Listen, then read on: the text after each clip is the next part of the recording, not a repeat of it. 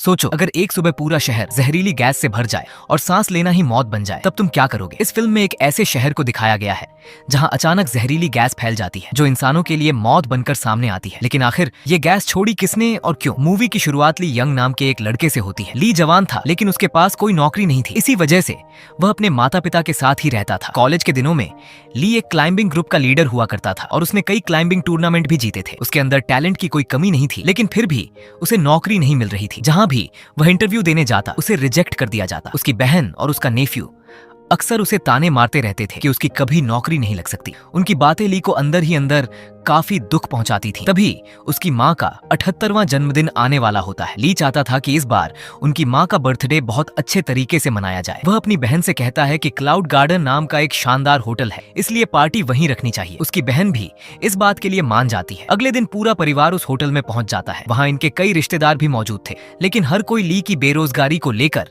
उसे ताने मार रहा था। ये सब बातें उसे बिल्कुल अच्छी नहीं लग रही थी। असल में ली वहां किसी खास इंसान को ढूंढ रहा था। तभी वहां एक वेट्रेस आती है जिसे देखते ही ली के चेहरे पर मुस्कान आ जाती है। उसका नाम यूई था। कॉलेज के समय में यूई उसी के साथ पढ़ती थी और वह भी एक बेहतरीन रॉक क्लाइंबर थी। हालांकि पिछले 5 सालों से इन दोनों की कोई बातचीत नहीं हुई थी। ली पहले से ही यूई को पसंद करता था। यही वजह थी कि उसने अपनी माँ की बर्थडे पार्टी उसी होटल में रखने की जिद की थी, क्योंकि उसे पता था कि यूई वहीं काम करती है। यूई को देखकर ली काफी खुश हो जाता है, क्योंकि वह काफी देर से उसी को तलाश रहा था। दूसरी तरफ यूई भी उसे देखकर हैरान रह जाती है। इसके बाद दोनों होटल के बाहर जाकर बातें करने लगते हैं। बातचीत के दौरान यूई उससे पूछती है कि वह आजकल क्या कर रहा है, लेकिन ली उसे सच नहीं बताता। वह झूठ बोल देता है कि वह एक बड़ी कंपनी में मैनेजर की पोस्ट पर काम कर रहा है। दरअसल वह नहीं चाहता था कि यूई को पता चले कि वह अभी भी बेरोजगार है। खैर, तभी यूई का बॉस उसे अपने पास बुलाता है। वह हमेशा यूई के साथ फ्लर्ट करने की कोशिश करता रहता था, लेकिन यूई को उसकी ये हरकतें बिल्कुल पसंद नहीं थी। समस्या ये थी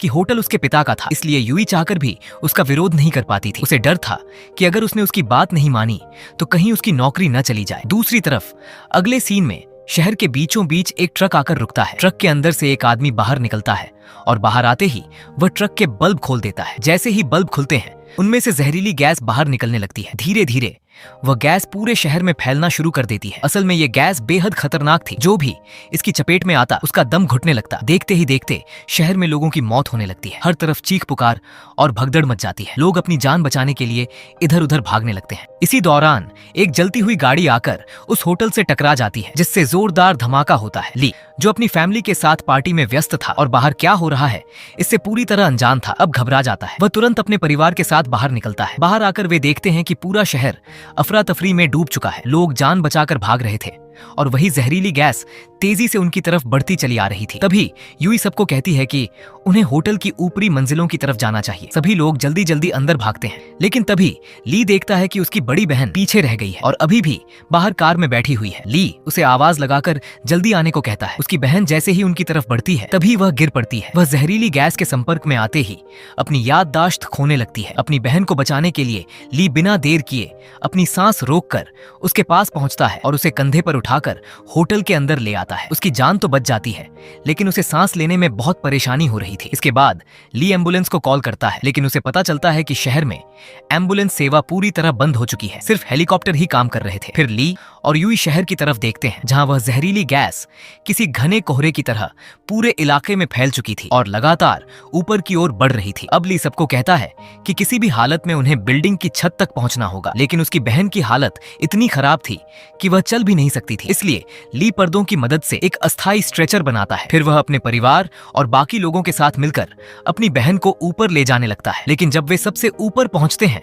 तो पता चलता है कि छत का दरवाजा बंद है और उसकी सिर्फ एक चाबी थी, जो नीचे रिसेप्शन पर रखी हुई थी। जब वे ऊपर से नीचे देखते हैं तो पाते हैं कि रिसेप्शन वाले पूरे एरिया में जहरीली गैस भर चुकी है, यानी वहां जाना सीधे मौत को बुलाने जैसा था। इसके बाद सभी लोग नीचे की एक मंजिल पर जाते हैं, जहां टीवी पर न्यूज चल रही होती है। न्यूज में बताया जा रहा था कि जहरीली गैस अब पूरे शहर में फैल चुकी है। साथ ही यह भी कहा जाता है कि अगर किसी के पास गैस मास्क है तो वह तुरंत उसका इस्तेमाल करे, और अगर कोई गैस की चपेट में आ जाए तो उसे बहुत धीरे धीरे सांस लेनी चाहिए, क्योंकि ऐसा करने से इंसान करीब 15 मिनट तक जिंदा रह सकता है। सकता है। खैर, वहाँ उन्हें 3 गैस मास्क मिल जाते हैं, लेकिन समस्या अभी भी खत्म नहीं हुई थी। उन्हें किसी भी हालत में रिसेप्शन तक पहुंचकर छत की चाबी लानी थी ताकि दरवाजा खोलकर ऊपर जाया जा सके, क्योंकि अब उनकी जान बचने की उम्मीद सिर्फ छत पर पहुंचने में ही थी। ली को समझ नहीं आ रहा था कि आखिर ये किया कैसे जाए। तभी उसकी नजर सामने मौजूद दूसरी बिल्डिंग पर पड़ती है। वह सोचता है कि अगर किसी तरह उस बिल्डिंग तक पहुंच जाए तो वहां से अपनी बिल्डिंग की छत तक जाकर दरवाजे को बाहर से खोला जा सकता है। दरअसल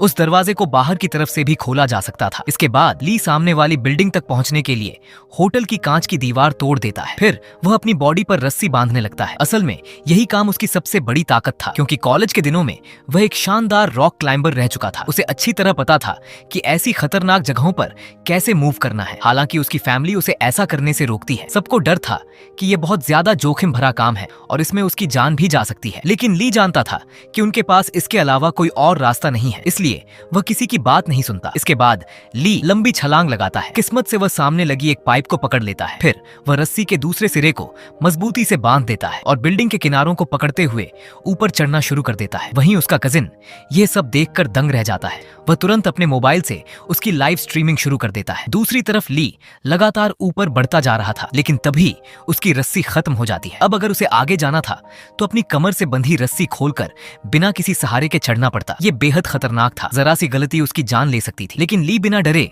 अपनी रस्सी खोल देता है और अब पूरी तरह बिना सेफ्टी के धीरे धीरे ऊपर बढ़ने लगता है। कुछ देर बाद वह ऊपर पहुंच जाता है, जहां होटल के लोगों के रूप में शेर के मुंह का एक विशाल स्टैच्यू लगा हुआ था। ली उसे पकड़ लेता है, लेकिन अब उसे अपने शरीर को ऊपर खींचकर छत तक पहुंचना था। वह बहुत ज्यादा थक चुका था, इसलिए यह करना उसके लिए बेहद मुश्किल हो रहा था। फिर भी ली हार नहीं मानता, क्योंकि वह जानता था कि उसकी एक कोशिश कई लोगों की जान बचा सकती है। आखिरकार पूरी ताकत लगाकर वह छत तक पहुंच जाता है। वहां पहुंचते ही वह बाहर से दरवाजा खोल देता है। अब सभी लोग छत पर आ जाते हैं। यहाँ पहुंचकर उन्हें उम्मीद होने लगती है कि शायद हेलीकॉप्टर आकर उन्हें बचा ले। सभी लोग अपने मोबाइल की टॉर्च ऑन करके रेस्क्यू टीम को संकेत देने की कोशिश करते हैं, लेकिन इतनी ऊंचाई से उन्हें पहचानना आसान नहीं था। तभी यूई एक आइडिया देती है। वह कहती है कि सबको मिलकर अंग्रेजी का एच बनाकर खड़ा होना चाहिए। फिर सभी अपनी मोबाइल टॉर्च ऑन करेंगे ताकि ऊपर से देखने वाली रेस्क्यू टीम समझ जाए कि इस बिल्डिंग पर कुछ लोग फंसे हुए हैं और उन्हें मदद की जरूरत है। दरअसल एच का मतलब हेल्प होता है। इसी वजह से सभी लोग यूई की बात मान लेते हैं और उसी तरह खड़े होकर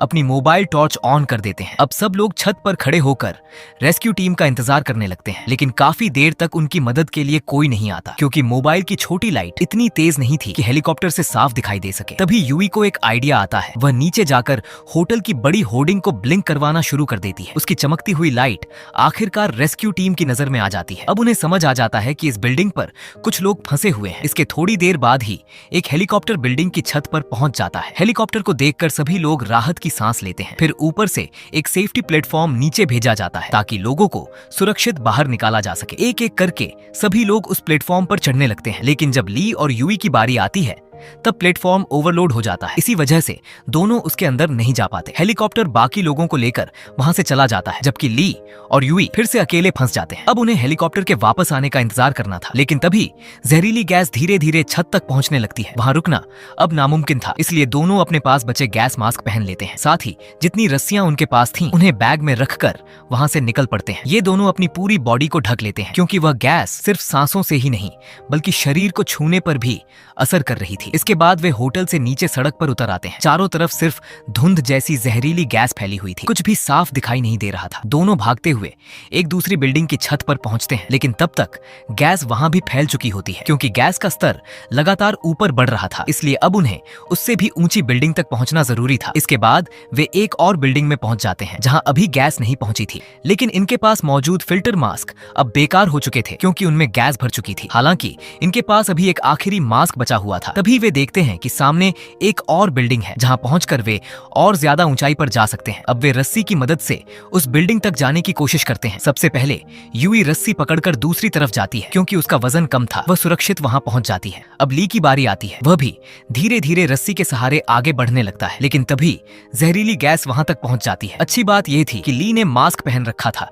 इसलिए उसकी जान बच जाती है। इसके बाद दोनों सामने वाली बिल्डिंग की तरफ देखते हैं, जहां कई बच्चे फंसे हुए थे। वे मदद के लिए जोर जोर से चिल्ला रहे थे। ये देखकर ली और यूई तुरंत अपनी लाइट से एक बड़ा एरो बनाते हैं, ताकि रेस्क्यू टीम का ध्यान उस तरफ जाए। उनका ये तरीका काम कर जाता है। थोड़ी ही देर में वहां एक हेलीकॉप्टर पहुंचता है और उन सभी बच्चों को सुरक्षित रेस्क्यू कर लिया जाता है। अब दोनों को उम्मीद थी कि हेलीकॉप्टर जल्द वापस आएगा और इस बार उन्हें भी बचा लिया जाएगा, लेकिन एक बार फिर किस्मत उनका साथ नहीं देती। पास में मौजूद एक गैस स्टेशन में जोरदार धमाका हो जाता है, जिसकी वजह से जहरीली गैस और भी तेजी से फैलने लगती है। तभी उनकी नजर सामने बने एक बेहद ऊंचे टावर पर पड़ती है। अब उन्हें समझ आ जाता है कि अगर जिंदा रहना है तो किसी भी तरह वहां तक पहुंचना होगा, इसलिए दोनों लगातार आगे बढ़ते रहते हैं। लेकिन कुछ देर बाद वे ऐसी जगह पहुंच जाते हैं जहां से आगे जाना लगभग नामुमकिन लग रहा था। अब ली और यूई दोनों समझ चुके थे कि शायद उनका अंत करीब है। इसी वजह से वे एक दूसरे को गले लगा लेते हैं। दरअसल दोनों ही काफी समय से एक दूसरे से प्यार करते थे, लेकिन कभी अपनी भावनाएं जाहिर नहीं कर पाए। उसी समय एक ड्रोन उन्हें रिकॉर्ड कर रहा होता है, जिसकी वजह से पूरा शहर उनकी हालत लाइव देख रहा था। तभी वहां कई और ड्रोन पहुंच जाते हैं जो उनकी मदद के लिए भेजे गए थे। वे ड्रोन सामने वाली बिल्डिंग तक एक रस्सी पहुंचाकर उसे वहां फंसा देते हैं। अब ली और यूई उस रस्सी के सहारे दूसरी बिल्डिंग तक जाने की कोशिश करते हैं, लेकिन जब वे बीच रास्ते में पहुंचते हैं तभी दोनों वहीं फंस जाते हैं। अब वे न आगे जा सकते थे और न पीछे लौट सकते थे। दूसरी तरफ जहरीली गैस लगातार ऊपर बढ़ती जा रही थी। इतना ही नहीं, रस्सी का एक सिरा भी धीरे धीरे अपनी जगह से निकलने लगता है। मजबूरी में उन्हें रस्सी काटनी पड़ती है, लेकिन तभी दूसरी तरफ की रस्सी भी छूट जाती है और दोनों नीचे गिर जाते हैं। पूरा शहर यह नजारा अपनी आंखों से देख रहा था। लोगों को लगा कि ली और यूई की मौत हो चुकी है। हर कोई दुखी हो जाता है क्योंकि इन दोनों ने अपनी जान जोखिम में डालकर कई लोगों की जान बचाई थी। यहाँ तक कि रेस्क्यू हेलीकॉप्टर भी लगभग उन तक पहुंच चुका था, लेकिन उससे पहले ही वे नीचे गिर गए। जब हेलीकॉप्टर वापस लौट रहा होता है तभी रेस्क्यू टीम की नजर एक क्रेन पर पड़ती है जहां कोई लटका हुआ था। दरअसल ली और यूई किसी तरह नीचे गिरने से बच गए थे और उसी क्रेन से लटके हुए थे। इसके बाद रेस्क्यू टीम उन्हें सुरक्षित बचाकर एक सुरक्षित जगह पर ले आती है। वहां ली का परिवार, उसके दोस्त और बाकी सभी लोग उन्हें जिंदा देखकर बेहद खुश हो जाते हैं, क्योंकि जो काम ली और यूई ने किया था वह किसी आम इंसान के बस की बात नहीं थी। इसके बाद यूई के पास उसका वही बॉस आता है जो हमेशा उसके साथ फ्लर्ट किया करता था, लेकिन इस बार यूई उसे जोरदार थप्पड़ मार देती है और उसी वक्त अपनी नौकरी भी छोड़ देती है। दूसरी तरफ सरकार पूरे शहर में पानी का छिड़काव शुरू कर देती है, क्योंकि अब उन्हें पता चल चुका था कि इस जहरीली गैस का असर खत्म करने के लिए पानी जरूरी है। फिर ली यूई के पास जाता है। वह उसे बहुत पहले से पसंद करता था, लेकिन कभी अपने दिल की बात नहीं कह पाया। लेकिन अब उसे एहसास हो जाता है कि यूई भी उससे बेहद प्यार करती है। तभी तेज बारिश शुरू हो जाती है। इसका मतलब था कि अब शहर से उस जहरीली गैस का असर धीरे धीरे खत्म होने वाला है। और इसी के साथ ये फिल्म यहीं खत्म हो जाती है। अगर आपको ये वीडियो पसंद हो तो वीडियो को एक लाइक और चैनल SY रोमान को सब्सक्राइब जरूर करें।